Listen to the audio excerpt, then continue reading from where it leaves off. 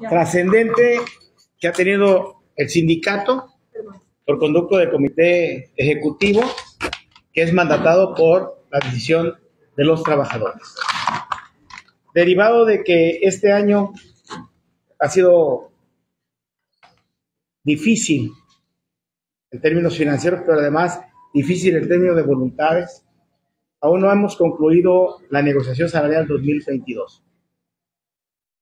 Existe ya pliego petitorio que fue presentado, en el que la aspiración legítima de los trabajadores es, como cada año, recuperar la pérdida del poder adquisitivo. Nuestro pliego petitorio tiene como base el artículo 36 de la Ley de los Trabajadores y la cláusula 66 del Convenio General de Prestaciones, que establece una revisión anual para incrementar y mejorar las prestaciones, salario y prestaciones. Y además, que esa concluya con el acuerdo de las partes. Y precisa además la Ley de los Trabajadores que lo que se convenga para los trabajadores regirá en el tabulador de trabajadores de base sindicalizados, y los empleados y funcionarios de confianza tendrán su propio tabulador de salario y remuneraciones. Para este año 2022 nos hemos encontrado con una propuesta que no es todavía convenio del 3% que acordaron la gobernadora Indira Vizcaíno, las alcaldesas y los alcaldes del estado como máximo para otorgar a los trabajadores. Queremos comentarles e informarles que nuestro sindicato, con una amplia vocación democrática, transparencia, rendición de cuentas y sobre todo con la voluntad soberana de los trabajadores, siempre se ha distinguido por luchar por salarios dignos, justos. Y por lo tanto, en esta ocasión, con una reforma legal laboral que se estableció en el año 2019, en el que en la Ley Federal de Trabajo, en su artículo 390 ter, se establece la democracia sindical, en el que obliga a los sindicatos del apartado A para que sometan a consulta el contrato colectivo de trabajo y los convenios de revisión e incremento salarial anuales, y sea la base trabajadora la que decida si acepta o no la propuesta de incremento o el convenio de incremento salarial.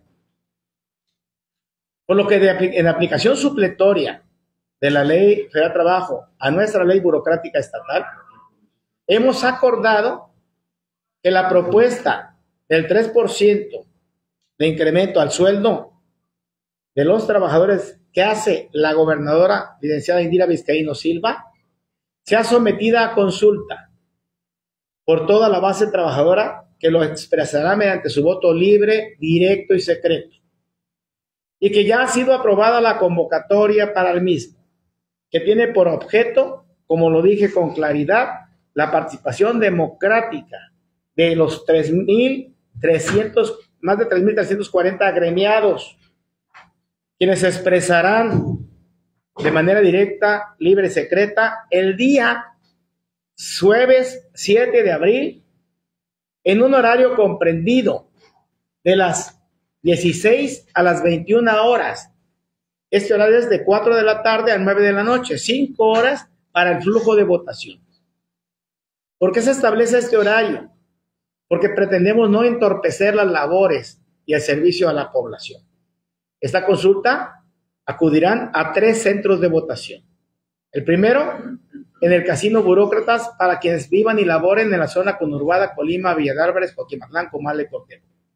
El segundo centro de votación, para quienes vivan y laboren en Tecomán, Armería y Slavacán, será en el CADI Tecomán, en Tecomán. Y el tercer centro de votación, para quienes laboren y vivan en Manzanillo, lo harán en el Salón CAO de la colonia Los Mangos, en Salagua, del municipio de Manzanillo. Las boletas tendrán una sola pregunta, que consiste en la libre manifestación del trabajador, si estás a favor o en contra de la propuesta del 3% de incremento al sueldo que hace el gobierno del estado, y 2 cuadros, uno que diga a favor y otro en contra. El trabajador tendrá que cruzar el que él decida. La o el trabajador lo hará de manera libre, directa y secreta.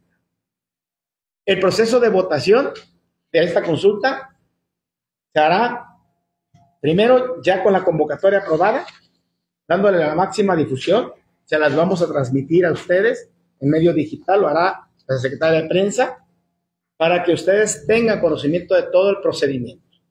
Segundo, se colocará una en cada centro de trabajo, una convocatoria. Tercero, los trabajadores, habrá una lista actualizada ante el Tribunal de Arbitraje Escalafón de los trabajadores que, estando al corriente de sus derechos sindicales, de sus cuotas y derechos sindicales, tengan el libre ejercicio del derecho a esta consulta, de votar en esta consulta. Y cuarto, para votar se necesita identificar con credencial de elector y o credencial del sindicato. Solo los que aparecen en el listado de trabajadores miembros del sindicato. Se concluye la votación, se le da vista, inmediatamente hoy se le dará vista para su registro correspondiente a la convocatoria al Tribunal de Arbitraje Escalafón y se comunicará para los efectos legales a la gobernadora del estado y a su equipo, a su gabinete legal. El jueves 7 de abril a las 9 de la noche concluye la votación. Inmediatamente se procederá al conteo de los votos.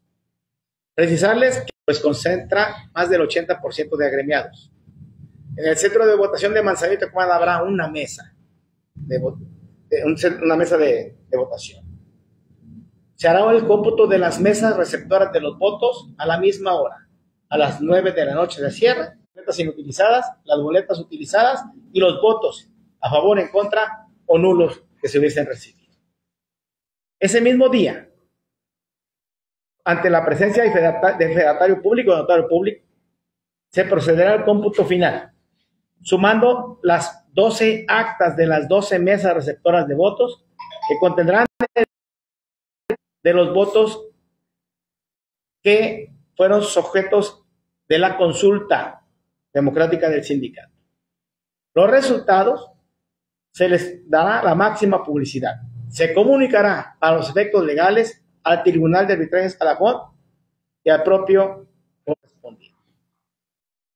Si del resultado de la consulta mayoritariamente los trabajadores se pronuncian en contra del 3%, se notificará igualmente al gobierno del estado para solicitar se abra una nueva etapa de negociación y se prosiga al análisis financiero, legal, social y político que tiene la repercusión, y económica y política que tiene la repercusión de este incremento salarial a la base trabajadora.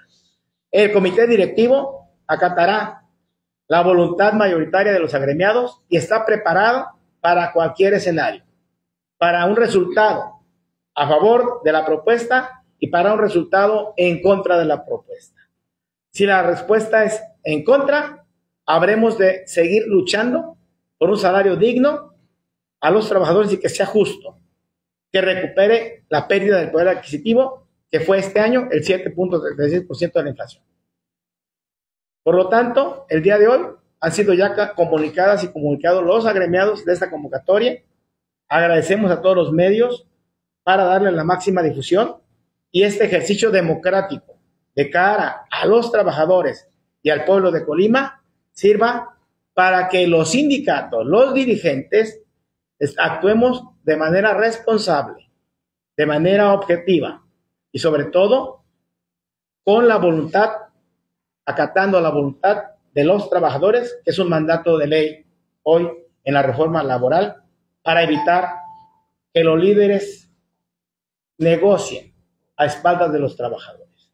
Su interés de que la clase trabajadora gane mejor. En este país somos el país que tiene el menor ingreso per cápita casi de todo el mundo, de los trabajadores, de la clase trabajadora en general. Por eso el incremento al salario mínimo fue del 22%. Y si tenemos una inflación del 7.36%, lo justo es que un gobierno de izquierda, humanista, que dice estar del lado de los trabajadores, lo acredite con un buen incremento salarial que recupere la pérdida del poder adquisitivo. No vamos a cuestionar los argumentos del por qué solo les alcanza para 3%. Nosotros tenemos elementos suficientes para acreditar lo contrario, pero lo haremos después de la consulta. Hoy vamos a convocar a todos los agremiados a esta consulta que nos da la fortaleza y aún más la unidad y transparencia de este gran sindicato del gobierno del Estado, que es responsable de la negociación salarial con el gobierno del Estado. ¿Ya fueron notificados oficialmente por parte de la gobernadora? El día de hoy fuimos notificados. Sí, hoy. ¿Hay un porcentaje de votación mínimo? Sí, no puede tener efectos legales si no está la mayoría de trabajadores. Tiene que ser con la mayoría, la mitad más uno de los trabajadores. Pero va a estar... Los jubilados también. Todos. Por eso son 3.340. Incluye jubilados y pensionados. Todos participan. Los ayuntamientos no sabes qué podrán hacer el mismo ejercicio o podrán aceptar el 3%. Este ejercicio que se va a realizar forma parte de las nuevas dinámicas de la reforma laboral. Esto es que el trabajador tenga acceso a votar los incrementos, que tenga la posibilidad de que en un ejercicio democrático puedan estar presentes en esta parte que los líderes a veces nos escondían. Eso es lo justo. Por eso es la reforma laboral, la del 2019. Tiene un gran alcance. Que los líderes sindicales actuemos de frente y de cara a nuestro agremiado. Le rindamos cuentas, hagamos democracia sindical y también democracia en la toma de decisiones tan importantes como es su salario, que es sagrado. Debe ser digno, justo y remunerador, tal y como lo establece el artículo 123 constitucional. Hay una actitud que es muy determinante. La gobernadora ha dicho que es el 3%. Los presidentes municipales que firmaron un convenio con ella dicen que es el 3%. Y dicen que no hay para vuelta. Bueno, creo que esa etapa de gobiernos autoritarios ya terminó. Está superada. Llegamos a un gobierno democrático, humanista, transparente, austero, que tendrá muchos recursos, que a Colima le va a ir bien, que al pueblo le va a ir bien, que a los trabajadores le va a ir bien, a todos. Martín, comentabas que en caso de que no se aceptara el 3%, entrarían una nueva etapa de negociación. Y de lucha. ¿Habría alguna fecha límite o...? Inmediatamente, a partir del 7. Después de las 20 horas, 22 horas que ya tengamos resultados, actuaremos en consecuencia. Nos verán actuar. ¿De qué manera actuarían, Martín? Como nos conocen, con la ley en la mano, sin afectar a la población, pero demandando un mejor incremento. Si el resultado es en contra de la propuesta. Los paros laborales es un ejercicio legal. Sin embargo, hemos afirmado que buscaremos no afectar a la población con nuestra lucha. ¿Se mantiene la disposición a dialogar con el gobierno? Es total la apertura al diálogo e incluso estamos afirmando que acataremos la voluntad, la decisión de los trabajadores, incluyendo la aceptación del 3%. Pero también lucharemos a favor de los trabajadores si rechazan el 3%. Lucharemos por un salario digno, por un incremento mejor. ¿Qué acciones van a emprender si deciden rechazar el incremento? Lo dijimos claramente, las acciones que nos permite la ley. ¿Qué acciones permite la ley? La acción que permite la ley es incluso la huelga, que es el último recurso. Pero antes de ello, hay recursos que hacer valer económicos, políticos, sociales y sobre todo de justicia social, de elemental justicia social. No puede haber una limitante mayor que la que establece la Constitución. La Constitución dice que el salario debe ser digno y remunerador, que satisfaga las necesidades de la familia y que son alimentación, salud y vivienda. La ley de disciplina financiera señala que el incremento salarial debe ser proporcional a la inflación. ¿Está siendo proporcional? La ley de disciplina financiera dice que no puede ser mayor a un 3% de incremento real. El incremento real es 3% por encima de la inflación. ¿Cuál es el mínimo que ustedes aceptarían, Martín? No tiene lo que decida la Asamblea. El acuerdo es de la Asamblea. Siempre vamos a estar acordando con los trabajadores. Entonces, lo justo sería un 10% de incremento salarial. Lo justo, lo que alcanza y lo que te permite la ley de disciplina es el 10%, 10.36, que es lo que está solicitando el pliego petitorio. 10.36 es el máximo a que podríamos aspirar de acuerdo a la ley de disciplina financiera. ¿Cómo han percibido o recibido los trabajadores la propuesta del 3%? ¿Lo ven como una disposición administración, una accesibilidad del gobierno, o cómo lo toman?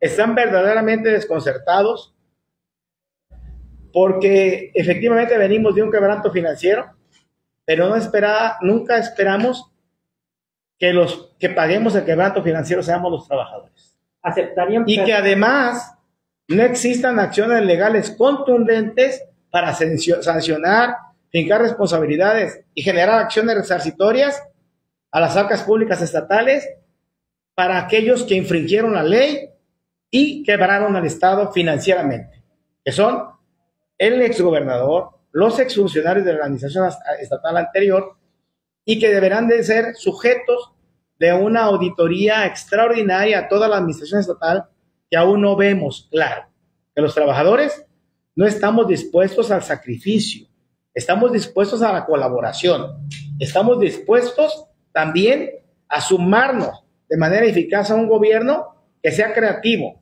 a un gobierno que garantice la paz, la tranquilidad, el progreso y el bienestar de los colimenses. Y en ese bienestar queremos estar incluidos los trabajadores. ¿Aceptarían cambiar prestaciones por mejor aumento salarial?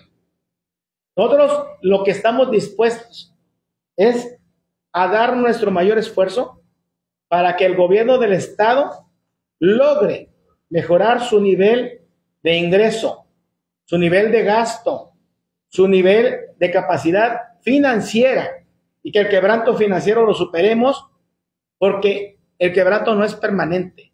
Se dio en un año y ese año ya pasó. Después vienen ingresos que pagan los contribuyentes, que tiene el Estado, porque tiene el monopolio de los impuestos, de los derechos, de los servicios, pero también el Estado tiene el monopolio y el poder de la seguridad, de la salud. El Estado debe brindarle a los colimenses y a los mexicanos todo esto. Y por supuesto, a nosotros como trabajadores nos corresponde cumplir con honestidad, con eficiencia, con pulcritud y con gran vocación de servicio la labor de servicio público que tenemos por el pueblo de Colima. Ya se sabe cuánto es el quebranto, digamos, no se han establecido parámetros de cuál es el quebranto, cómo se va. Por eso es lo que pedimos, es que sea una auditoría extraordinaria que determine con claridad cuánto es el motivo del quebranto, en qué consistió, y con precisión el órgano técnico fiscalizador le diga a los colimenses, a los diputados, al actual ejecutivo, al propio fiscal anticorrupción, cuáles son las consecuencias legales, quién incumplió la ley, quién violentó la ley, quién desvió recursos, quién quebró el Estado y con cuánto se quebró el Estado. No hay datos exactos aún. Hay cifras que subadas te pueden dar un número, pero lo importante es que sean validadas y acreditadas con una auditoría extraordinaria a toda la administración estatal del gobierno de Nacho Peral. Se ha manejado que exceso de nómina en las administraciones. Y puede ser que en esta suceda lo mismo. Evidentemente, pues todos los trabajadores son nóminas, tanto sindicalizados como... Sí, y de una vez les comentamos. El gasto en servicios personales del total de agremiados del sindicato, incluyendo jubilados y pensionados, son 700 millones de pesos al año, de un presupuesto de egresos de 18,000 millones de pesos. Si ese monto pone en riesgo las finanzas del Estado, ese monto representa, si ustedes lo sacan las cuentas, poquito más del 4% del total de los ingresos del Estado, de los recursos del Estado. Los de libre disposición son 9,000 millones. Si nos vamos a ese tema, es poco más del 8%. Todo lo demás lo tiene de libre disposición del Estado para operar la nómina, para cumplir con el salario y prestaciones de los agremiados al sindicato, los 3,300. Eso es lo que le cuesta al gobierno del Estado. Por lo tanto, no es un argumento real que los trabajadores, por salario y prestaciones, pongamos en riesgo las finanzas del Estado.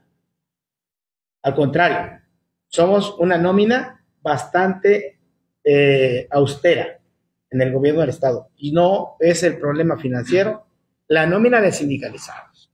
En cambio, los gobiernos, se les impuso la ley de disciplina financiera a los gobiernos municipales y estatales de todo el país, porque los gobernadores y alcaldesas y alcaldes incluyen cada 3 o 6 años a todos sus cuates en la nómina. Y eso sí genera más nómina y derechos laborales que después resultan de difícil pago. Ponen en presión financiera a los gobiernos locales. Para eso se creó la ley de disciplina financiera, no para limitar los incrementos salariales. Porque lo que no debe de crecer es la nómina, no el salario, no el incremento. Si tú tienes menos número de trabajadores, si esta administración empezó con 700 menos, pues tiene mucho más dinero para un incremento. Pero esos 700 menos que no estuvieron laborando noviembre y diciembre, y ninguna gente del pueblo se dio cuenta de ello. Y ahora que ya están incorporados los 700, vean los resultados. Y eso implica que hay mayor gasto en servicios personales, pero no hay mayor eficacia en el gobierno del Estado. Con relación al gobierno anterior, ¿disminuyó la nómina a la actual? El cierre del anterior dieron de baja a muchísima gente. Pero en este gobierno, a partir de enero y febrero, se ha dado de alta a todos los equipos del actual gobierno. Sí, comentaba sobre una auditoría extraordinaria.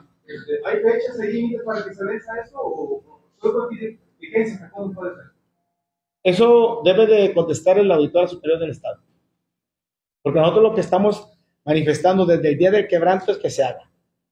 Y hasta ahorita no hemos escuchado del Ejecutivo, del Legislativo, de OSAFIC. La Fiscalía también anticorrupción puede actuar de oficio. Ya nosotros ya fuimos a denunciar a la Fiscalía, ya fuimos a ratificar. Aún no tenemos resultados. Entonces no hubo un ahorro en la nómina, como había señalado la gobernadora. A ver, eso que lo declare Torrero, el secretario de Administración. Yo lo que les puedo afirmar como sindicato es que el sindicato siempre ha sido responsable para que nuestros agremiados cumplan con la responsabilidad que tienen. Y aún con más o menos funcionarios o servidores públicos de confianza, las tareas sustantivas del Estado salen adelante. Los gobiernos, cada 6 años, toman decisiones. Primero, para pedirle a quien termina que dé de baja a muchos de los que ingresaron en su periodo. Segundo, para cuando inicia su periodo gubernamental, dar de alta compromisos políticos o compromisos laborales. En ese sentido, la gobernadora tiene facultad plena para nombrar y remover libremente a los funcionarios empleados de confianza, más no a los de base o basificables. Eso lo determina la ley de los trabajadores y la ley orgánica de la Administración Pública Estatal. ¿Hay el riesgo de que haya presiones por parte de los patrones, digamos, a los trabajadores? Los va a haber. Sin embargo, confiamos en la madurez y sobre todo en la convicción democrática y el sentido de pertenencia sindical que tienen nuestros agremiados y el profesionalismo. Son gente inteligente, son compañeros que están preparados para la democracia. En ese sindicato no es el primer ejercicio democrático que realizamos. Cada 3 años, y lo será en agosto, habrá renovación de la dirigencia sindical y será con una convocatoria que lanzaremos 30 días antes, que se abrirá a planillas, que habrá contienda, que habrá boleta, que el trabajador votará a todos de manera libre, directa y secreta. Eso lo hacemos cada 3 años. Pero que ese sindicato cada 6 meses le rinde cuentas a sus agremiados.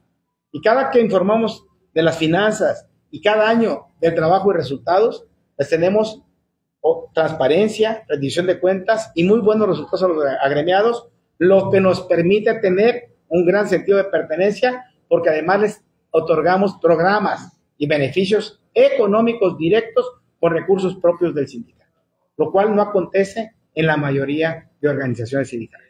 ¿Cuántas reuniones ha sostenido el dirigente sindical con la gobernadora? Ninguna. Para este tema ninguna. Pero no se supone que ella es la patrona. Claro, estamos esperando esa apertura. No hay apertura hasta el momento de la Tenemos ya con las que ella nombró comisión, hemos tenido 3 reuniones con las comisiones. Pero tú con ella, o el comité con ella, no ha tenido ninguna. No hemos tenido ninguna.